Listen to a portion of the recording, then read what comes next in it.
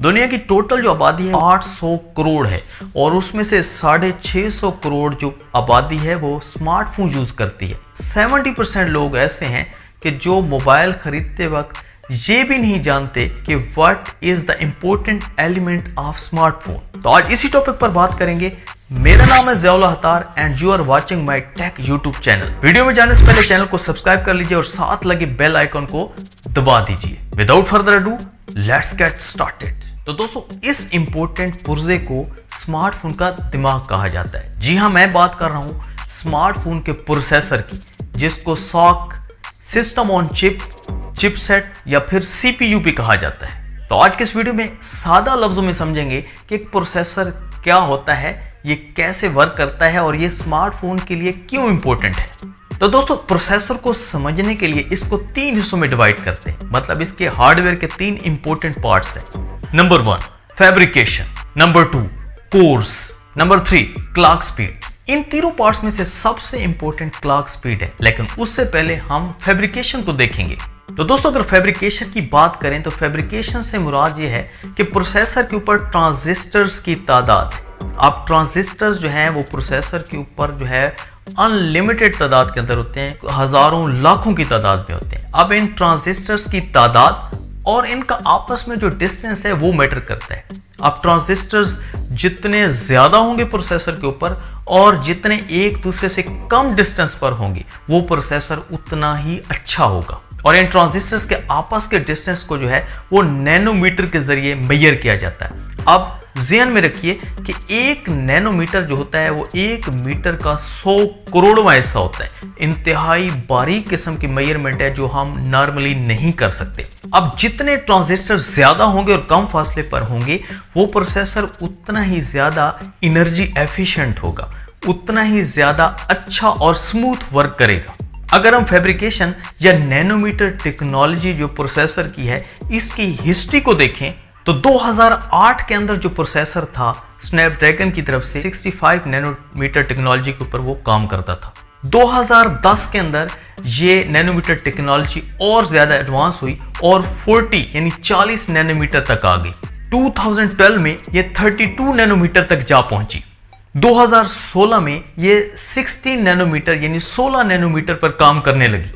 और अगर हम 2022 अब की बात करें तो इस वक्त जो लेटेस्ट प्रोसेसर है वो 4 नैनोमीटर टेक्नोलॉजी के ऊपर वर्क करता है। तो नंबर 2 पे बात कर लेते हैं कोर्स की।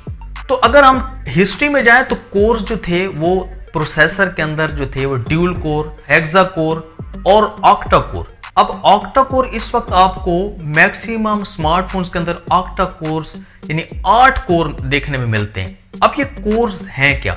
बेसिकली अगर आप इस मैकेनिज्म को समझें तो कोर्स से मुराद हाथ हैं प्रोसेसर की। जितने ज्यादा हाथ होंगे जाहिर बात है उतना प्रोसेसर काम जल्दी करेगा, वर्क जल्दी करेगा। अच्छा, अब एक चीज ध्यान में रखिए कि सिर्फ कोर पे भी प्रोसेसर की स्पीड जो है वो डिपेंड नहीं करती। अब कोर्स और क्लॉक स्पीड का आपस में गहरा ताल्लुक है। अब ऑक्टा कोर एक प्रोसेसर है और एक प्रोसेसर जो है वो हेक्सा कोर है, 6 कोर वाला है या ड्यूल कोर है, तो उसमें फर्क आ जाता है। लेकिन यहां पे हम सिर्फ कोर पे डिपेंड नहीं करेंगे बल्कि स्पीड को भी देखेंगे। लास्ट में चूंकि हम क्लॉक स्पीड को जो है डिस्कस करने वाले हैं जो मोस्ट इंपोर्टेंट है, अब कोर्स का और क्लॉक स्पीड का गहरा ताल्लुक है। अब मैं आपको सिंपल और सादा लफ्जों में समझाऊंगा कि कोर्स आखिर वर्क कैसे करते हैं। तो दोस्तों, मान लें कि एक इंसान के 2 हाथ हैं और एक इंसान के 4 हाथ हैं। अब 2 हाथ वाला इंसान जो है वो अपने 2 हाथों से 2 बॉक्सेस उठा सकता है और एक दूसरा इंसान जिसके 4 हाथ हैं वो 4 बॉक्सेस उठा सकता है। अब दोनों की स्पीड बराबर है तो दोनों जब अपनी डेस्टिनेशन पर पहुंचेंगे तो जो 4 हाथों वाला इंसान है उसके हाथ में 4 डब्बे होंगे और जो 2 हाथों वाला इंसान है उसके पास 2 डब्बे होंगे।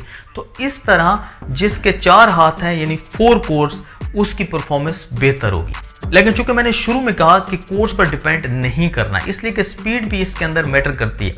अब वही 4 हाथों वाला इंसान जो है उसकी स्पीड स्लो है और एक 2 हाथों वाला इंसान है उसकी स्पीड जो है वो ज्यादा तेज है, तो वो 2 चक्कर लगाता है, उसकी इतनी ज्यादा स्पीड है और 4 हाथों वाला 4 कोर्स वाला इंसान जो है उसकी स्पीड उससे सिंगल है।